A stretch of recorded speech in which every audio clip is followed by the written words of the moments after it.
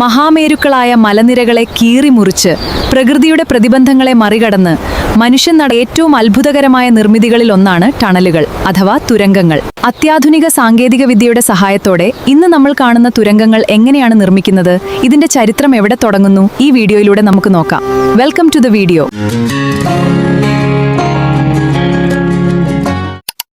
നൂറ്റാണ്ടുകൾക്ക് മുൻപ് ആധുനിക യന്ത്രങ്ങളോ സാങ്കേതിക വിദ്യയോ ഇല്ലാതിരുന്ന കാലത്തും മനുഷ്യൻ തുരങ്കങ്ങൾ നിർമ്മിച്ചിരുന്നു. ചരിത്രകാരന്മാരുടെ അഭിപ്രായത്തിൽ ലോകത്തിലെ ആദ്യത്തെ പ്രധാന തുരങ്കം നിർമ്മിക്കപ്പെടുന്നത് BC 2180 പുരാതന ബാബിലോണിലാണ്. യൂഫ്രട്ടീസ് നദിക്ക് അടിയിലൂടെ കൊട്ടാരങ്ങളെ തമ്മിൽ ബന്ധിപ്പിക്കാനായിരുന്നു 1 കിലോമീറ്ററോളം നീളമുള്ള ഈ തുരങ്കം നിർമ്മിച്ചത്. നദിയുടെ ഒഴുക്ക് താൽക്കാലികമായി മാറ്റിവിട്ടായിരുന്നു അന്ന് അവരിത് സാധ്യമാക്കിയത്. പിന്നീട് റോമാക്കാരും ഈജിപ്തുകാരും ജലസേചനത്തിനും ഖനനത്തിനുമായി വലിയ തുരങ്കങ്ങൾ ഉണ്ടാക്കി.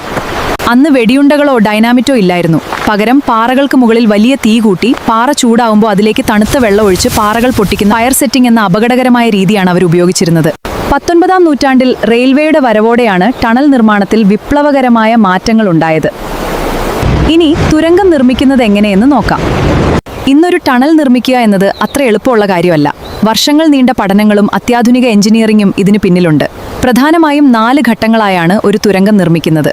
ഘട്ടം 1: സർവേയും പഠനവും. തുരങ്കം നിർമ്മിക്കുന്നതിന് മുൻപ് മണ്ണും പാറയും ഏത് തരമാണെന്ന് പഠിക്കും. പാറകളാണോ ഇടിയാൻ സാധ്യതയുള്ള മണ്ണാണോ എന്ന് മനസ്സിലാക്കാൻ റഡാറുകൾ ഉപയോഗിക്കുന്നു. ഘട്ടം 2: തുരക്കൽ പ്രക്രിയ. മണ്ണും പാറയും തുരയ്ക്കാൻ പ്രധാനമായും 2 രീതികളാണ് ഉപയോഗിക്കുന്നത്. രീതി 1: ഡ്രിൽ ആൻഡ് ബ്ലാസ്റ്റ്. ഭീമാകാരമായ യന്ത്രങ്ങൾ ഉപയോഗിച്ച് പാറകളിൽ സുഷിരങ്ങൾ ഉണ്ടാക്കുന്നു. അതിൽ ഡൈനാമിറ്റുകൾ നിറച്ച് നിയന്ത്രിതമായ രീതിയിൽ പൊട്ടിത്തെറിപ്പിക്കുന്നു. ശേഷം ഈ അവശിഷ്ടങ്ങൾ മാറ്റുന്നു. രീതി 2: TBM, ദ മോൺസ്റ്റർ മെഷീൻ എന്ന് വിളിക്കാവുന്ന ഭീമാകാരമായ യന്ത്രമാണിത്. ഇതിന്റെ മുന്നിലുള്ള കട്ടർ ഹെഡ് കറങ്ങിക്കൊണ്ട് പാറകളെയും മണ്ണിനെയും ഒരേ സമയം തുരന്ന് മുന്നോട്ടു പോകും. ഘട്ടം 3: താങ്ങ് നൽകൽ. തുരങ്കം നിർമ്മിച്ച് മുന്നോട്ടു പോകുമ്പോൾ മുകളിൽ നിന്നുള്ള മണ്ണോ പാറയോ ഇടിഞ്ഞു വീഴാതിരിക്കാൻ താൽക്കാലികമായി സപ്പോർട്ടുകൾ നൽകും. അതിനുശേഷം ഷോർട്ട്ക്രീറ്റ് ചെയ്യുകയും ഭിത്തികൾക്ക് ബലം കൂട്ടാൻ വലിയ സ്റ്റീൽ കമ്പികൾ പാറകളിലേക്ക് ഇറക്കി ഉറപ്പിക്കുകയും ചെയ്യുന്നു. ഘട്ടം 4: ഫിനിഷിംഗ്. ഇതിൽ വാട്ടർ പ്രൂഫിങ്ങും വെന്റിലേഷനും ഉൾപ്പെടുന്നു. ലൈറ്റിങ്ങും ഡ്രെയിനേജും സജ്ജമാക്കുന്നു. ഇതോടെ ടണൽ പൂർത്തിയാകുന്നു. കേൾക്കുമ്പോൾ ലളിതമെന്ന് തോന്നാമെങ്കിലും ഭൂമിയുടെ അടിയിലെ പ്രകൃതി പ്രവചനാതീതമാണ്.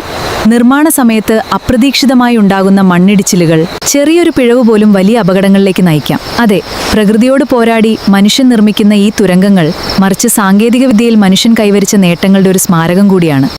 നിങ്ങൾക്ക് ഈ വീഡിയോ ഇഷ്ടമായെങ്കിൽ ദയവായി ലൈക്ക് ചെയ്യുക, ഷെയർ ചെയ്യുക. ടണൽ നിർമ്മാണത്തെക്കുറിച്ചുള്ള നിങ്ങളുടെ അഭിപ്രായങ്ങൾ താഴെ കമന്റ് ചെയ്യൂ. ചാനൽ സബ്സ്ക്രൈബ് ചെയ്യാൻ മറക്കരുത്. അടുത്തൊരു വീഡിയോയുമായി വീണ്ടും കാണാം. നന്ദി.